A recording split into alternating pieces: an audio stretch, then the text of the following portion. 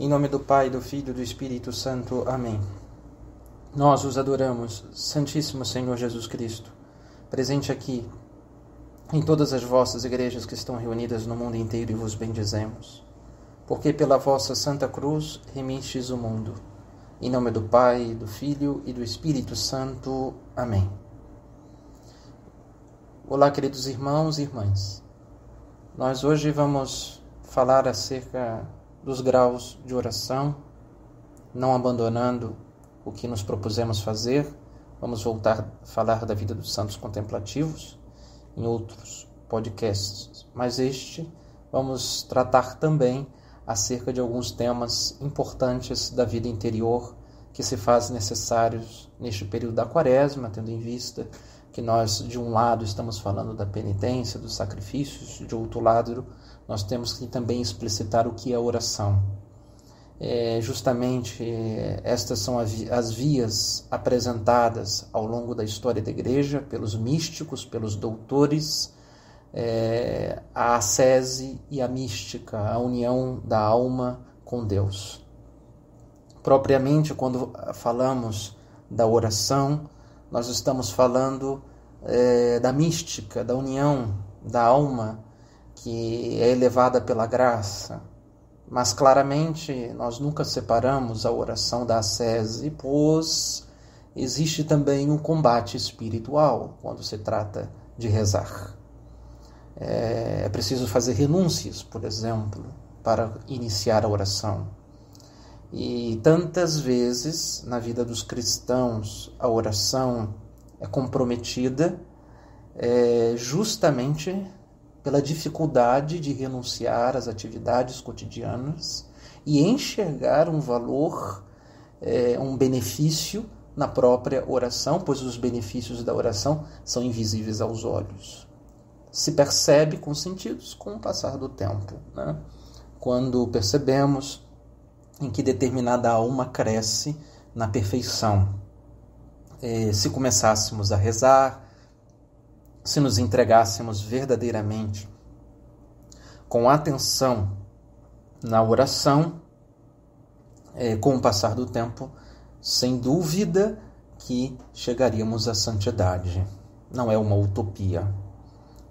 Santo Tomás de Aquino, Santa Teresa de Jesus, santos doutores da Igreja renomados na via ascética e mística, atestam desta maneira, que justamente na oração é o lugar propício em que Deus alimenta a alma de si mesmo, né, com a sua caridade. E é a caridade que nos transforma em Deus, o amor.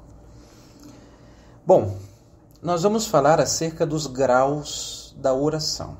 Né? Os graus da oração já são apresentados, de certa maneira, na Suma Teológica de Santo Tomás de Aquino, e revelado de forma muito pedagógica e clara para Santa Teresa de Jesus, né? Estes graus de oração, onde existem alguns dominicanos que fizeram obras espetaculares sobre o nexo em que existe entre aquilo que o Cristo revelou para Santa Madre Teresa e aquelas coisas que foram explicitadas acerca da oração por Santo Tomás, né? Estavam tendo a mesma visão, né? Santo Tomás de uma maneira muito mais intelectual pelo estudo, né? Santa Teresa era mais simples, uma freira, que ela mesma dizia, né, da sua dificuldade de escrever acerca destas coisas. Era uma religiosa carmelita que estava acostumada com as coisas do cotidiano, e Deus revela assim, em uma revelação privada para Santa Teresa, acerca destes graus, né, de como a oração é executada, né? E Santa Teresa vai percebendo esses movimentos da alma e nos descreve, né? E é óbvio, né, que a teologia sempre vai nos ajudar a compreender com mais exatidão, né, estas coisas das quais os místicos nos falam. Bom, O primeiro grau, então, do que constitui a oração é o que nós chamamos de a oração vocal, né? Antes, então, de entrar propriamente, há uma coisa que lembrei. É preciso entender que estes graus de oração, eles são como que elos de uma corrente, né? Eles estão ligados uns aos outros, né? Então, isto é muito importante.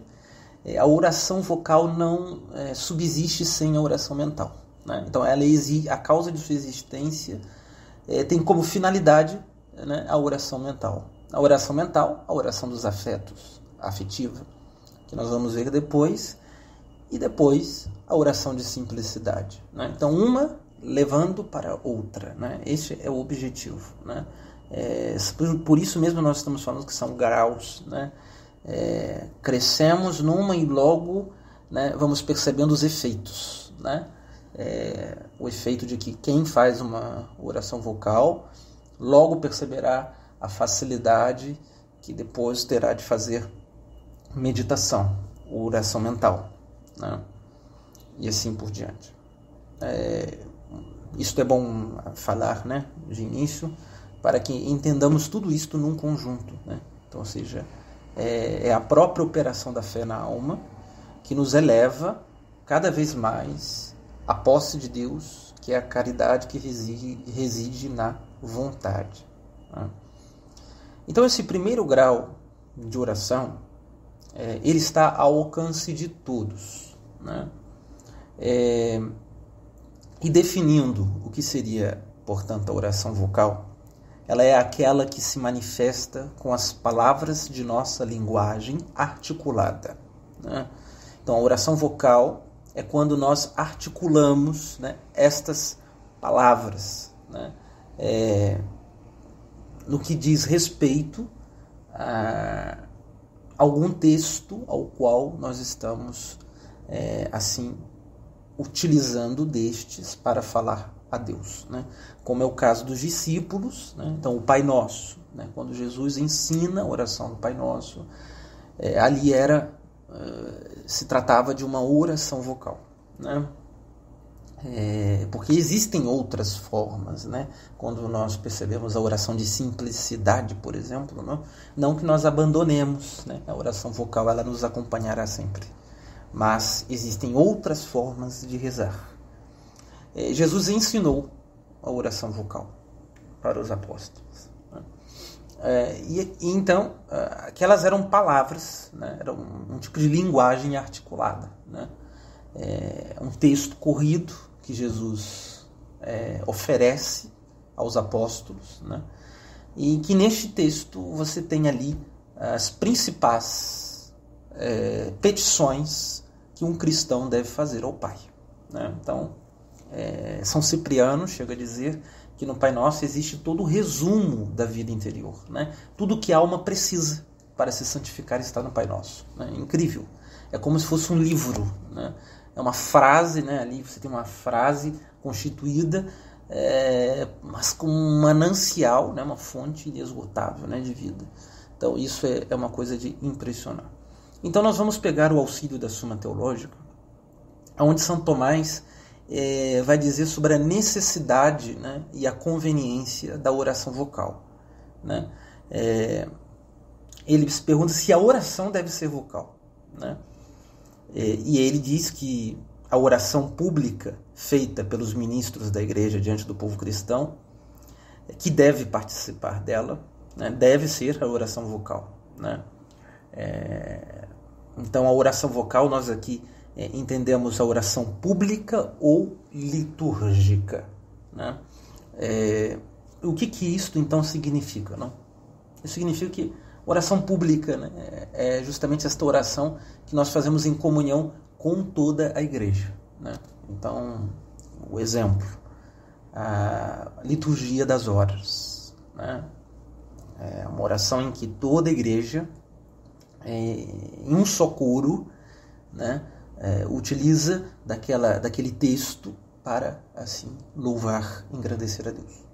O rosário é uma oração pública da igreja, né? O Santo Terço que nós rezamos, as ladainhas, né? Oração litúrgica também entendemos.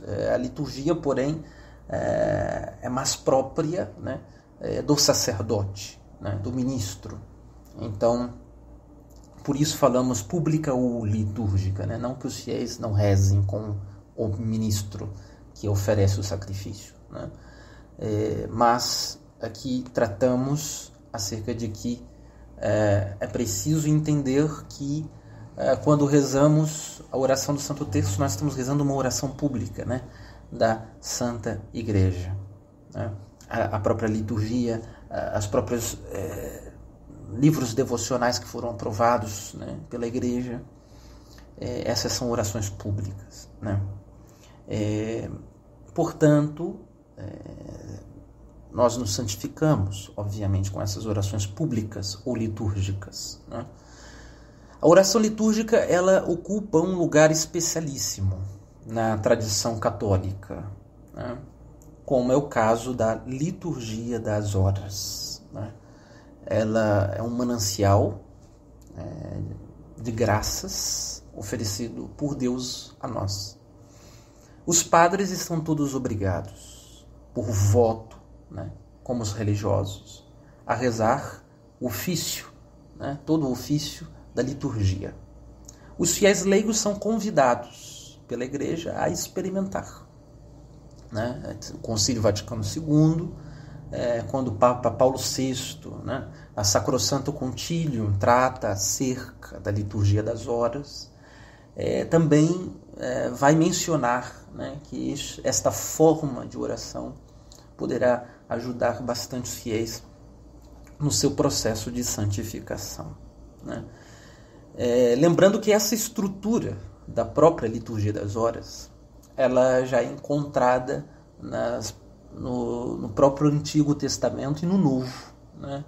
Então os judeus, né, estas horas, as matinas, as laudes, né, a terça, né, vésperas, nona, estas horas, né, que estão ali estabelecidas pela liturgia da Igreja, elas eram observadas desde o tempo do Cristo e antes até mesmo, né? Então eram horas que os judeus já costumavam, né, oferecer aquelas orações dos salmos a Deus, e aquele determinado tipo de salmo, por exemplo, quando nós vamos rezar a hora média, né? Então a hora média nós compreendemos aqui das 9 horas da manhã até as 15 horas, né? Então esse período é o período da hora média. Os salmos deste tempo, né, vão como que nos dizendo acerca da aridez, né? Vão nos dizendo acerca dos combates, né, que nós travamos ao longo de todo o dia, porque acompanha também o movimento do sol escaldante, né? Então vamos perceber que a liturgia ela tem um pouco disso, né? Os salmos, como das completas no final dos dias, vai já falando de trevas, não? Então a salmodia ela vai como que fazendo uma leitura espiritual do tempo, né? Então a obra da liturgia das horas, né, que é a santificação das horas, é algo de impressionar, né? Então nós vamos começando a aprender, né, a olhar os salmos e a perceber, né, como que o salmista percebe ao longo do dia os sinais da salvação, né? Ele consegue ler isto na sua vida cotidiana e vai muito nos ajudar a santificar a nossa vida ordinária, né? Muito bem. Então, os fiéis também podem fazer essa experiência, não como uma obrigação canônica, como é o caso de um padre ou de um religioso, mas experimentem, né? Às vezes, quando acordam, rezar as laudes, né? Ou talvez quando você for almoçar no seu trabalho, né, rezar a hora média, quando estiver voltando do trabalho, rezar as vésperas, quando for dormir as completas. Talvez este seja um bom plano de vida, sem, obviamente, talvez comprometer, né, outras dimensões da própria vida, né? É preciso meio que se organizar bem, né?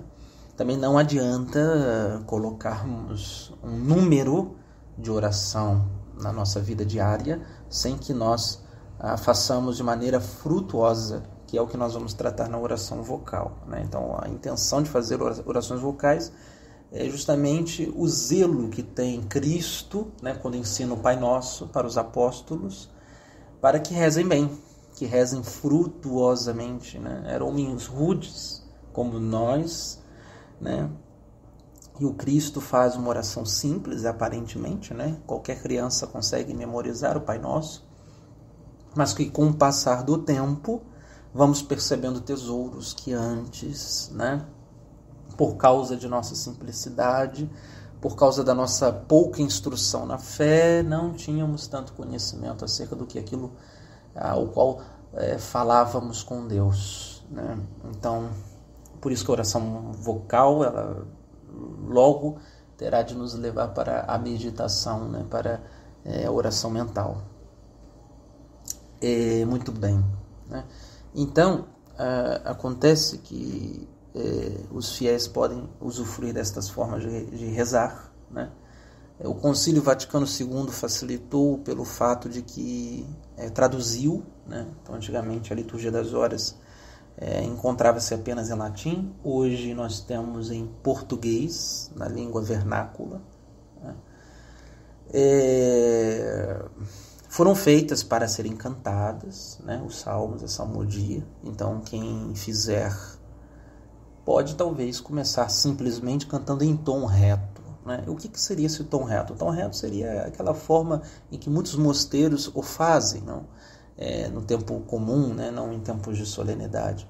Seria algo do tipo assim: Vinde, ó Deus, em meu auxílio, socorrei-me sem demora. Glória ao Pai, ao Filho e ao Espírito Santo. Isso é tom reto, né? Existem tons solenes, né? Que também nada impede um fiel leigo aprender esse tipo de tons, né? Hoje tem internet,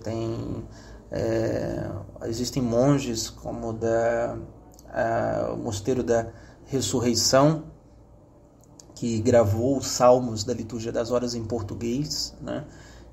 São bonitos, pode ser aprendido também pelos fiéis. E quem sabe, né, um dia de domingo, um pai de família, né, uma forma de santificar o domingo, cantar os salmos com os seus filhos, né? Essa é uma maneira de santificar o nosso cotidiano, né? Então, nada impede, né? Mas também, se a gente não canta muito bem, então é melhor que a gente reze, porque talvez cantar muito mal a gente pode estragar também a oração, né? Tirar a atenção, né? Ser coisas de que as pessoas riem na hora da oração, então isso não é muito conveniente, né? E existe a oração litúrgica, né? A oração litúrgica. Então, a liturgia das horas está dentro desta. Nós temos aí a missa e os demais sacramentos, né? Então, por isso que é também importante, né, no sentido de que os fiéis meditem, né, durante a Santa Missa, aqueles elementos sensíveis que a liturgia nos propõe, né? Os símbolos, né? Então a liturgia ela é feita de maneira simbólica, e que esses símbolos devem transmitir para nós uma memória de Deus, né? Como se fosse uma luz tabórica, né? Tal como os apóstolos viam, né, a glória do Tabor, né, aquelas nuvens que cobriam a Cristo. Assim temos de perceber o mistério, né, que se esconde a presença gloriosa de Jesus no sacramento. Então, estes sinais em que na liturgia tridentina e na atual forma de celebração do rito romano estão preenchidas, né? Até mesmo a atual forma da missa, né, de Paulo VI conserva assim, né, essas tradições que vieram do cristianismo ocidental, né? Então, como o incenso, né, na missa, o véu que é utilizado pelas mulheres, são sinais sensíveis, né, que ajudam a oração, né? Nós temos o canto gregoriano, nós temos os cantos populares, né, que são os inários. em que os fiéis, já autorizado pelo Papa São Pio X, podiam cantar em português na liturgia, né? Cantos muito bonitos que nós podemos resgatar, por exemplo, aqui na memória, né? Glória a Jesus na hóstia santa, né? Todos sabem cantar, né? Esta música que fala do Brasil, né? Então do patriotismo, né? Que é algo que todo católico deve buscar ser, né? Patriota, né? Amar a sua pátria como a própria mãe. Então é preciso participar bem da liturgia, né? Então, seja ela em qual rito for, né? Até mesmo se um dia nós formos conhecer o rito oriental, né? Então existem vários ritos orientais aprovados pela Igreja, uma riqueza muito grande, e vamos perceber a diversidade que existe, né? na forma de rezar, porém um único sacrifício, né? Isso é muito importante entender, né? Então, nós celebramos um único sacrifício, né? Porém com formas distintas de rezar, né? E o fiel pode escolher aquela forma que lhe apraz, né? Dirigir-se melhor a Deus, né? Então, o fiel é livre de escolher, a Igreja dá liberdade ao fiel de escolher a forma, né? A melhor forma de que ele possa, obviamente, né? Se estas formas elas se encaixam no tesouro da tradição da Igreja, né? A própria Santa Sé já se posicionou acerca de certos abusos litúrgicos que não convém dentro da liturgia e não é uma expressão, uma forma de rezar, né? Bom, vamos então, por outro lado, nós temos as orações públicas, né, que são as ladainhas aprovadas pela Igreja. Nós temos uma série de ladainhas, né, podemos fazer, elas são muito boas para serem feitas, né? Não sei se todos sabem, mas as ladainhas elas têm um cunho exorcístico, né, muito grande, né? Ela tem um poder muito grande sobre Satanás, né? Por isso que quando nós estamos sofrendo algum tipo de tentação, que a gente desconfie, desânimo também, tristeza, que a gente esteja meio que desconfiado, né? Que existe uma ação diabólica sobre nós, né? Porque o demônio, obviamente, vem sobre nossas almas a fim de nos desanimar, né? A ladainha, ela sempre foi muito utilizada nos exorcismos, né? Os padres, enquanto exorcizavam os possuídos, né? Ou os fiéis que estavam ao lado do padre, o próprio sacerdote, puxava ladainhas como a do preciosíssimo sangue de Cristo, ladainhas da paixão de Nosso Senhor, né? Dos santos anjos, da Sagrada Face. Então são ladainhas fortes, né? Contra os espíritos diabólicos, né? A ladainha do Santíssimo Nome de Jesus, que é poderosíssima, né? Então, por quê? Porque a questão é a seguinte: o demônio, como é um bicho orgulhoso, né? Então toda pessoa orgulhosa não gosta que nós fiquemos lembrando, né? Daquelas coisas que ele perdeu do paraíso, né? E do que Deus é, né? Da glória de Deus. Então a glória de Deus humilha Satanás, né? Então quando a gente vai, as pessoas perguntam, mas poxa, estou rezando a ladainha de Nossa Senhora, né? E tantos títulos, né? Fico ali, aquela repetição, né? Que às vezes pode parecer mecânica, mas esta repetição que fazemos com os lábios da ladainha, isto humilha Satanás. Quando você lembra ao diabo, né?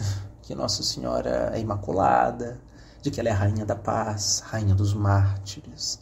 Em cada título da Santíssima Virgem Maria, isto é ruína para os infernos, não?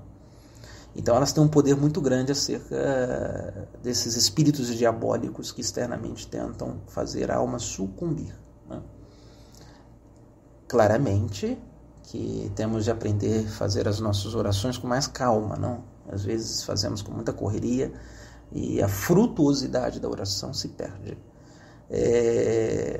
O Santo Terço, né? O Rosário, então a mesma coisa, né? As Ave-Marias bem rezadas, né? Algumas pessoas eu tenho aconselhado que, às vezes, por causa da correria do dia a dia, as pessoas têm o dever de rezar o terço, né? Então eu quero rezar o terço todos os dias. Nossa Senhora pediu isso em Fátima mesmo, para a paz do mundo, né? Vivemos em tempos que nós precisamos muito de muita paz, né? Eu tenho aconselhado que, às vezes, para rezar com mais frutuosidade o terço, nós podemos fatiá-lo durante o dia, né? Você pode rezar o primeiro mistério quando acordar, o segundo na hora do almoço, o terceiro depois à tarde, né? O quarto à tardinha, o quinto antes de dormir, né? Então, a fim, né, de meditar os mistérios, né? Uma coisa que nós estamos errando aí é quando nós rezamos o terço e apenas anunciamos o mistério. Primeiro mistério, anúncio do anjo, Pai Nosso. Não. O que a Santíssima Virgem espera de nós é que nós degustemos, né, este episódio. Paremos um pouco nele, entremos dentro daquela cena, visitemos a casa de Maria Santíssima quando o anjo Gabriel lá esteve. Então, usar o nosso imaginário para poder encontrar-se com Deus, né? Que por meio de sua natureza humana oferece-nos os tesouros de sua divindade, né? Então é preciso rezar bem o terço, né? Rezar bem rezado. Então essas são orações públicas, né? As orações públicas da igreja. Muito bem. E aí Santo Tomás, ele dá 3 razões para que nós possamos fazer a oração vocal, né? São 3 razões, isso é bem interessante. Então ele diz assim: as 3 razões para fazer a oração vocal: primeiro, para excitar a devoção interior, né, pela qual a alma se eleva a Deus, né? Então, de onde deve-se concluir que devemos usar das palavras exteriores na medida e grau que excitem nossa devoção, e não mais. Se não nos serve de distração para a devoção interior, deve-se calar. Então, às vezes, pode acontecer de ter algumas orações vocais, né? Alguns livros têm devocionários antigos, orações às vezes um pouco mais longas, e aquilo pode dissipar a nossa atenção, dependendo do dia também que nós estamos, cansados, doentes, né? E aí é preciso que paremos um pouco, né? Façamos um pouco de oração vocal, porque a finalidade dela, segundo o doutor da igreja, é que ela deve provocar a devoção, né? Então, o intuito de que a gente faça oração vocal é que nós possamos rezar com fervor, né? De maneira devota, piedosa, né? Por quê? Porque a oração ela deve ser um movimento das 2 faculdades da alma. A inteligência, que procura falar com Deus e dirigir racionalmente a Ele as nossas necessidades e os nossos agradecimentos. E também a nossa vontade, que deseja submeter-se amorosamente a este Deus que se doa a nós quando entramos em um diálogo íntimo com Ele. Então, muitas das vezes, as nossas orações, elas estão sem devoção, né? Então, parece que a devoção está ausente de muitas das nossas orações, e nós percebemos isto. Eu vou dar um exemplo, né? O caso de pessoas que rezam terço no ônibus indo para o trabalho, né? Temos que tomar um pouco de cuidado, né? Porque senão nós podemos chegar àquelas orações farisaicas, né? Os fariseus tinham um pouco disso, né? De cumprir dever, de como que nós estamos batendo o cartão, cumprir a meta do dia, rezei o terço e tal. Mas sim, a oração ela não pode ser apenas uma meta, né? É um cumprimento de uma lei, né? Apesar que existe isto para o homem depois do pecado, né? Depois do pecado também seria soberba da nossa parte imaginar que não há lei, né? Então, assim, se é uma sociedade sem lei, virou uma bagunça, né? A lei ajuda, mas agora, a lei de São Paulo, né, ela é apenas uma pedagoga, né? Ela é aquela que nos impede de sair do caminho, né? Então, obviamente, o pior terço é aquele que nós não rezamos, né? Então, se a gente for esperar rezar, não, eu só rezo, hoje eu não estou disposto, não é assim. Então, às vezes nós temos cabeça, estamos cansados, mas mesmo assim é preciso que a gente ofereça então o sacrifício, né, da nossa vontade. Então a gente reza o terço mesmo assim, né, Não se trata disto, né? Mas o ideal, né, é que venhamos fazer essas orações e talvez, né, no início da vida interior, tem que tomar muito cuidado com a quantidade de orações, de votos que a gente faz, nos comprometemos e não damos conta de fazê-las bem, né? Então não adianta, porque a finalidade da oração é iniciar esse caminho de amor a Deus. Então sejamos meio que humildes e reconheçamos que vamos começar pelo terço, não? Vamos começar, é um bom propósito.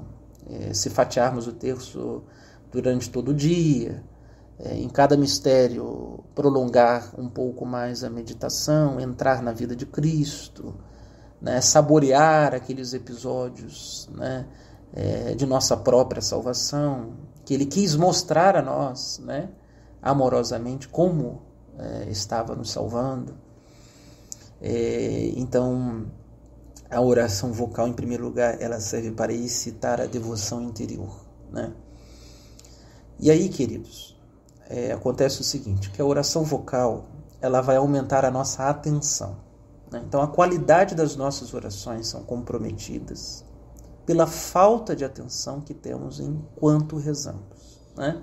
E quando nós falamos que existe uma falta de atenção, também existe uma falta de vontade, né? Então, quando a atenção ela diminui, né, o desejo também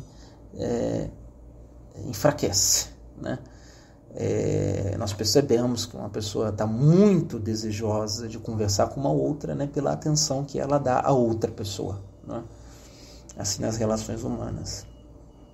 Então, a oração vocal, ela vem em auxílio justamente pela nossa dispersão. Então, os nossos sentidos, depois do pecado original, eles estão muito apegados às coisas externas, né? Prazerosas, e ficamos dispersos, porque o nosso imaginário é movido, né, pelas nossas paixões, e assim os nossos sentidos se prendem com muito mais facilidade ao que é prazeroso, né, ao que encanta os olhos, e às vezes não cumprimos o objetivo da vida humana, que é a busca da verdade, né? A verdade está para além dos sentidos, né? Então a verdade ela está na essência das coisas, não? Então, na oração vocal, de certa maneira, nós estamos convidando os nossos sentidos a rezar, né? Estamos tentando fazer com que os nossos sentidos prestem atenção nesta palavra e o significado interior que esta palavra possui, né? Então, quando nós vamos pegar uma oração vocal para rezar e a gente reza em voz alta, nós percebemos, né, que inclusive a correria para rezar começa a diminuir, né, a pressa. Parece que a oração vocal nos acusa quando estamos rezando rápido demais, né? Vocês já devem ter feito essa experiência, porque eu já fiz também. Às vezes nós estamos em algum lugar, estamos andando e a gente quer rezar, né? Quer rezar alguma Ave Maria e tal, até o terço, sentado em algum lugar. E quando a gente reza, quando não é uma oração dos nossos lábios, né? Vocês já perceberam que você reza uma dezena do terço e de repente você tem uma sensação de que você nem rezou a dezena. Foi muito veloz, né? Foi muito rápido. Porque aqui tange no que diz respeito ao desenvolvimento da oração mental. Por isso que a oração mental ela vai ajudar-nos, né, a buscar deleite e prazer na verdade, né, naquilo que contemplamos em Deus. Só que nós ainda somos muito mais cerebrais do que intelectuais, né? O que isso significa? Nós somos muito mais movidos pelo sensorial do que por aquilo que é abstrato.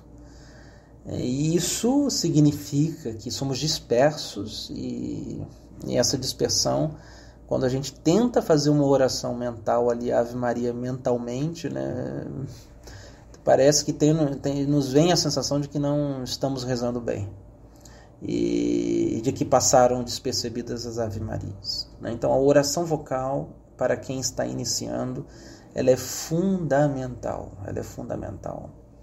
Mesmo os santos, eles recorriam à oração vocal, né? Mesmo lá nas orações de contemplação infusa, eles não abandonavam também a oração vocal. Então, o que acontece? Acontece que às vezes a pessoa pode pegar um terço inteiro, e ela em 15 minutos, ela rezou o terço todo, né? Todo o terço, e aqueles 15 minutos foram sem muita atenção, né? Ela não deu muita atenção às Ave-Marias, ao Pai Nosso, né? E a própria Santa Teresa de Ávila, né, acerca disso, ela diz que a oração vocal, quando ela não existe para ajudar-nos, né, a pensar naquelas coisas que os lábios proferem, esta chega aos ouvidos de Deus como o chacoalhar das latas, diz Santa Teresa, né? Então é o som, é a emissão de som.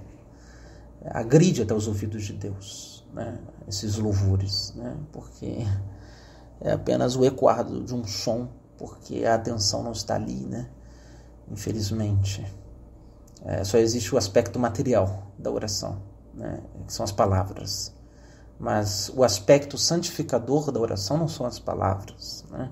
As palavras querem nos revelar algo que está escondido. Então a inteligência deve descobrir sentidos profundos em que existem esses símbolos, e estes nos levam a contemplar as maravilhas de Deus, né? Então, há muitas pessoas, infelizmente, né, que às vezes sofrem, né, desse tipo de coisa, de rezar mal, né? E porque rezam mal, isso afeta a vida moral, né? Com toda certeza vai afetar a vida moral. É por isto mesmo que os 3 primeiros mandamentos da lei divina estão em relação a Deus, né? Por quê? Porque o princípio do amor está na fonte do amor, que é o próprio Deus, né? Então nós vamos aprender a amar quando Deus nos doa este amor. E não existe lugar maior e melhor de que Deus o faça, que a oração, né? Então temos que prestar atenção nisto, né? Que as nossas orações, elas é que nem uma pessoa, às vezes pode cantar muito bem a liturgia das horas, mas agora isso também não significa que ela esteja rezando bem. Vocês entendem? Vamos dar um exemplo. Vamos dizer que tem um monge, né, que canta os salmos, mas ele está lá mais preocupado com as partituras, né? De que agora o movimento é esse, o movimento é aquele e tudo mais. E ele não consegue em alguns minutos ali ter consciência, meio que degustar aqueles cantos, né, que ele está proferindo aos céus, né? Por isso, às vezes, o cara mesmo que está cantando, ele usufrui até menos da própria oração, e quem escuta usufrui mais, né? Mas Santo Agostinho mesmo disse, né, quem canta reza 2 vezes. Sim, por quê? Porque a música, ela move os nossos afetos, né? Ela conduz os afetos na mesma direção que nos propomos encontrar com a inteligência. Então os afetos vão como que convidar a inteligência a bater na porta, né? A mirar com mais atenção o Pai Nosso, né? Então, quando se reza, por exemplo, se um fiel experimentar cantar o Pai Nosso, a Ave Maria, vai perceber isto. A atenção dele vai redobrar nas Ave Marias, né? Algumas vezes eu já tive a experiência de, por devoção particular, não? Eu rezei eu cantava, né, o terço. Eu aprendi isso com os cônegos do Instituto Cristo Rei, em Florença, lá na Itália, que eu pude ver os padres, os seminaristas, à tarde, né, eles cantam o texto, porém em latim, né? Ave Maria, gratia plena, Dominus tecum, benedicta tui mulieribus, et benedictus fructus ventris tui, Jesus. Agora, nada impede que nós o façamos na língua vernacular, né? E a gente pode cantar, como às vezes canto, né? Ave Maria, cheia de graça, o Senhor é convosco. Bendita sois vós entre as mulheres, bendito é o fruto do vosso ventre, Jesus. E a gente vai percebendo que a atenção aumenta, né? Então a música ela ajuda, né? Sem dúvida, ela vai ajudar bastante, porque a oração vocal ela quer convidar o nosso corpo, né? a prestar um culto de adoração a Deus, né? Que é o segundo ponto que Santo Tomás está colocando, que eu já estou tocando aqui. São Tomás fala que o segundo ponto da oração vocal é este, né? Para oferecer a Deus a homenagem do nosso corpo, além de nossa alma. É como se fosse uma genuflexão, né? Nós inclinamos os nossos sentidos para a sublimidade daquelas verdades de fé que os nossos lábios professam, né? Então, os sentidos vão como que buscando o encanto daquelas coisas que dizem respeito à vida interior, que não estão desconexas com a vida exterior. Muito pelo contrário, a revelação, Jesus demonstra o íntimo da alma, o céu, por meio da natureza. Então, a natureza, ela conecta, assim, com a verdade revelada, né? Ela encontra o seu sentido, né, na alma humana, pois ela foi feita para a alma humana, né? Então, por isso a oração vai dando toda a ordem, né, para o mundo que nos rodeia, né? Os homens que mais fizeram pelo mundo foram os santos, né? Porque eram os maiores amantes da oração, e eles, por exemplo, né, governaram muito bem a natureza, né? Os santos, como construções de mosteiros em lugares muito belos, né? Na Europa vemos muito isto, né? Também no Brasil existe, né, um próprio mosteiro de São Bento, no Rio de Janeiro, por exemplo, né? Fica ali. Obviamente que na cidade antiga devia ser muito mais belo, não tem aqueles grandes prédios como hoje, mas ali, né, na beira da própria Bahia, e aquela visão toda do mar, né? Então era um lugar, os monges sempre procuravam, né, lugares convidativos, né, à vida interior, à vida de oração. E quando nós unimos a natureza com a vida interior, nós percebemos que ela se encaixa perfeitamente, e parece que os pássaros, a cachoeira, o mar, nos ajuda a entrar dentro de nós mesmos, né? Como se fosse uma lembrança de Deus, né? E aí o Evangelho é uma memória muito mais forte, né? Porque é Ele mesmo que se mostra a nós. Então, o corpo, né, ele começa a aprender esta via de santificação, né? Então é preciso santificar as nossas línguas. Às vezes as pessoas ocupam a língua falando demais das misérias, e isto faz perder, fragilizar a fé, enquanto devemos usar a nossa língua para engrandecer a Deus. E não há maneira para engrandecê-lo mais do que rezar, do que elogiá-lo. Não, elogiar a Deus, e é isto, né? E isto nos faz perceber a grandiosidade de sermos filhos de alguém tão grande. Nós que temos de tomar consciência do que Deus é, né? Então a oração vocal vai como que dando mais atenção, né? Então o nível de atenção nas nossas orações vão aumentar, e a qualidade, né, de desejo também aumentam, né, na oração.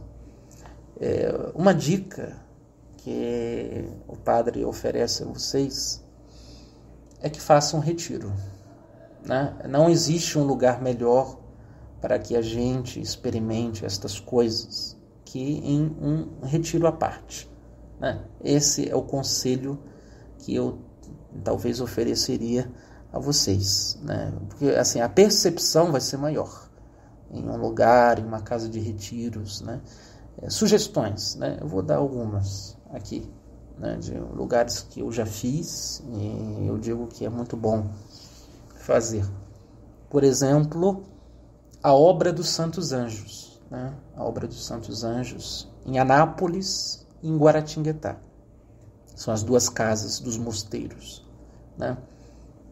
Ali Você pode fazer retiros, eles têm pela internet a programação, né? Você pode pegar a programação e ir, né? Quem está aqui nessa região de São Paulo, Rio de Janeiro, Minas Gerais, pode ir ao mosteiro de Guaratinguetá, perdão. E lá naquela região de Goiás, você tem ali o mosteiro, né, de Anápolis, né, da obra dos Santos Anjos. O Verbo Encarnado, né, o Instituto Verbo Encarnado em São Paulo, eles oferecem os exercícios espirituais de Santo Inácio de Loyola. Imperdível. É isso que eu tenho a dizer a vocês. É espetacular. É uma experiência espetacular. Tanto na Santos Anjos como no Verbo Encarnado, são experiências muito frutuosas, né? Também tem os retiros oferecidos pelo movimento do Opus Dei. São retiros também fenomenais. A estrutura das casas da obra são incríveis, né? Você tem em São Paulo, você tem aqui no Rio de Janeiro, casa de retiro. Agora eu não sei se tem outros estados, que é provável que tenha, mas confesso que agora eu não sei dizer. Também é fenomenal, né, fazer retiro, né? Ou, assim, se por acaso, né, você não tem tanto tempo a oferecer um final de semana para dar inteiro, né? Você mora perto de um mosteiro, muito provável que um mosteiro, né, ele tenha lá a casa de hóspedes, né? Então isso às vezes acontece nos mosteiros. Eu particularmente gosto muito dos mosteiros beneditinos, né? Também, porque o ambiente de silêncio é uma coisa impressionante, nos ajuda muito a rezar.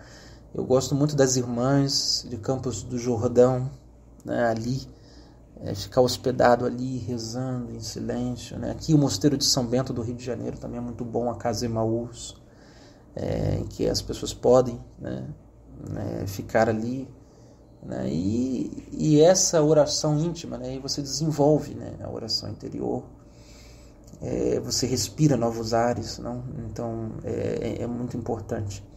E depois São Tomás fala que a oração, né, vocal ela desabafa exteriormente a veemência do afeto interior, né? Isso é muito importante, né? A boca fala aquilo que o coração está cheio, disse Jesus, né? A boca fala que o coração está cheio. Então, todo aquele desejo interior de ter Deus, né? Na oração vocal nós expressamos isto, né? E nós fazemos com que talvez aquele desejo que ainda não é tão forte, pelos lábios provoquemos a vontade, né? Vou dar um exemplo que é o seguinte, né? A mãe pergunta ao filho se ele já fez, né, aquela determinada obra, e o filho, de uma maneira, vai justificando para a mãe o porquê ainda não fez, né, uma atividade. E ele diz: não, mamãe, mas olha, a senhora pode estar certa, que eu compreendo o valor disso para mim, eu vou fazer. E aí, quanto mais ele fala, ele se compromete, não é assim? Ele se compromete. Então, até pessoalmente, ele cria um desejo maior de fazer, de estudar, de fazer o cumprimento do seu dever. E a oração vocal tem algo disto, né? Que quando nós falamos a Deus, né, nós provocamos o nosso coração a abandonar aquelas coisas que não são o amor, né?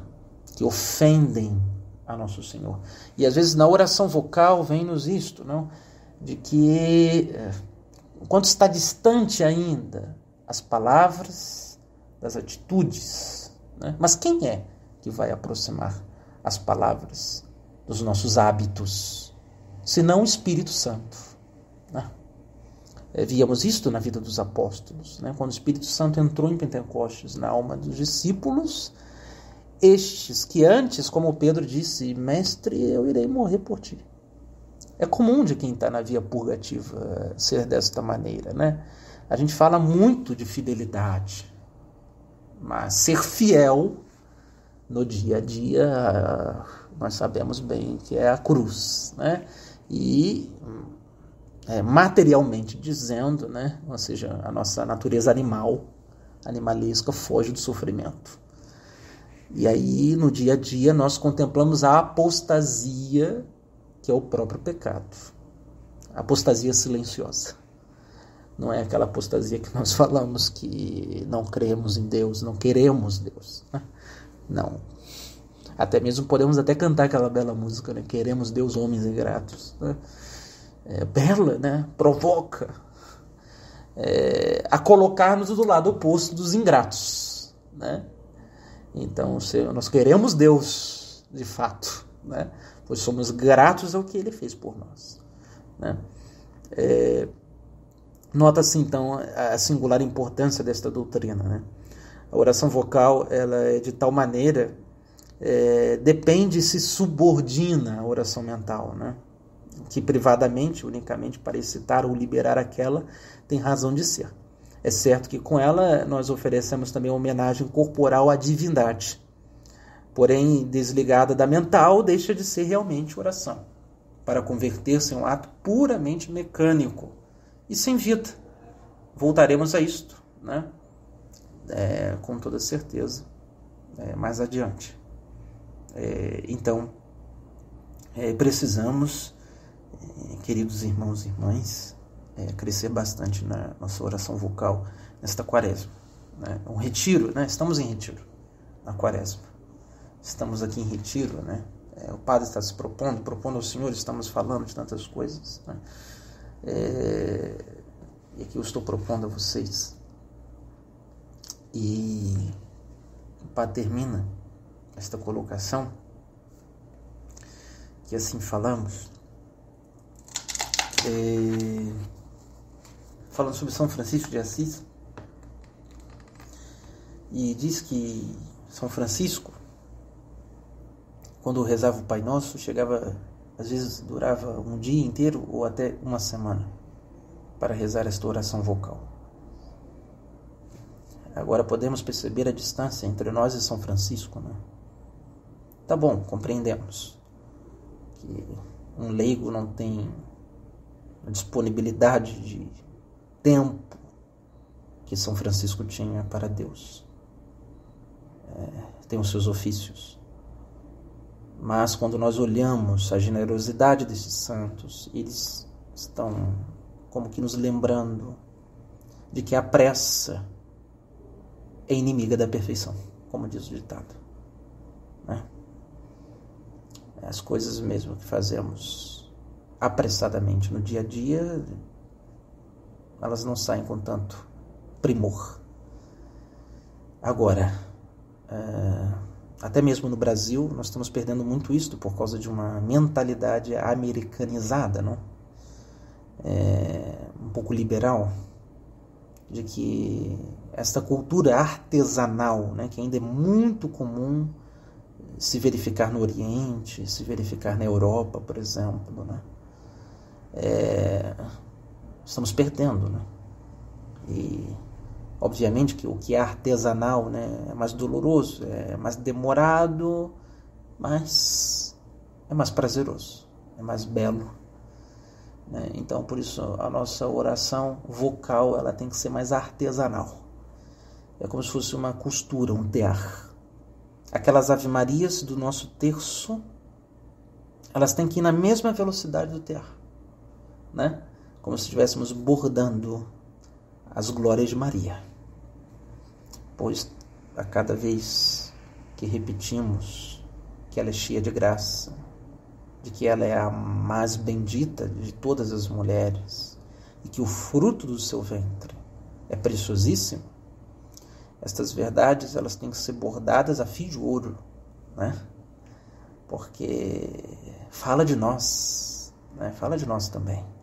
Seus filhos, somos filhos de Maria, e ela trouxe a nós Jesus, né? Então as nossas orações vocais, elas têm que cumprir esta finalidade, né? Temos que fazer o corpo também louvar a Deus, né? É preciso expressar a fé pelos sentidos, né? Pelos movimentos, pelos gestos. São Paulo mesmo, quando fala da submissão ao nome de Jesus, ele ele fala de um movimento sensível, né? Que todo joelho se dobre no céu, na terra e nos infernos, diante do nome de Jesus. Então nós não temos aqui uma oração como se fosse budista, né? Chegar ao nada, ao nirvana, não. A oração católica não é assim. A oração católica, ela acompanha o movimento da encarnação. Deus que assume a natureza humana.